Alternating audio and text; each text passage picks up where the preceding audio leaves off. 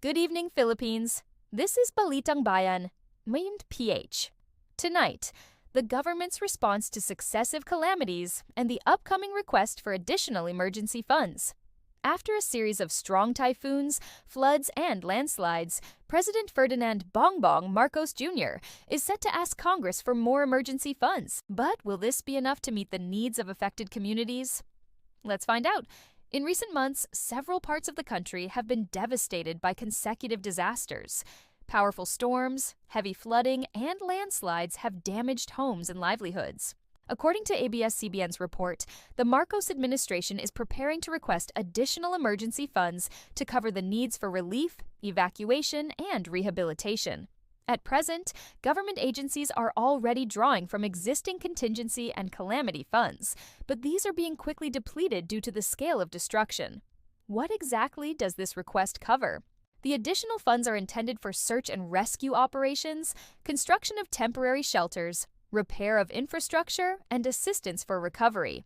The Department of Budget and Management will spearhead the drafting of this proposal, but Congress will have the final say on whether or not the budget will be approved. Time is crucial. Any delay will directly affect families who need immediate help. This proposal also faces possible opposition. Some of the expected criticisms include budget priorities. Other sectors like health and education also need funding. Transparency. How can the government ensure the money won't be misused or delayed? Sustainability. How long will the country continue to rely on supplemental funds after each disaster instead of preparing ahead?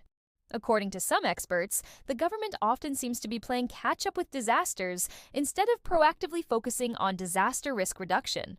The poorest communities are most at risk. For farmers, fisherfolk, and families in remote areas, just one storm can wipe out their homes and livelihoods. When funds are lacking, the results are hunger, displacement, disease outbreaks, and disruption of children's education. It's not only people who suffer. The local economies of hard-hit provinces are also badly affected. This is not the first time the government has requested additional funds after major disasters. During Typhoon Yolanda, a supplemental budget was also released for relief and rehabilitation, but the rollout faced delays and slow implementation. The lesson: having money is not enough. It must be used quickly, fairly, and transparently. Many experts call for stronger contingency funds, investments in resilient infrastructure, and proper urban planning to prevent repeat crises. Here are the things to watch out for in the coming weeks. The formal submission of the supplemental funding proposal by Malacanang. 2.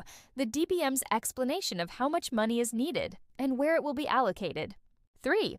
Congressional debates. Will lawmakers reduce or amend the proposal? 4. Committee hearings where civil society and media will push for transparency. 5. The actual speed of fund release to LGUs and disaster response agencies.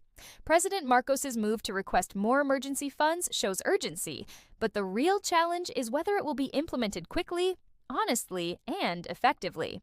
For the people, what matters most is results. Aid that arrives on time when it is most needed. This is Balitang Bayan, Albans, PH. Don't forget to like, share, and subscribe for more important news updates. Also, click the notification bell so you'll always stay updated. Thank you and good evening.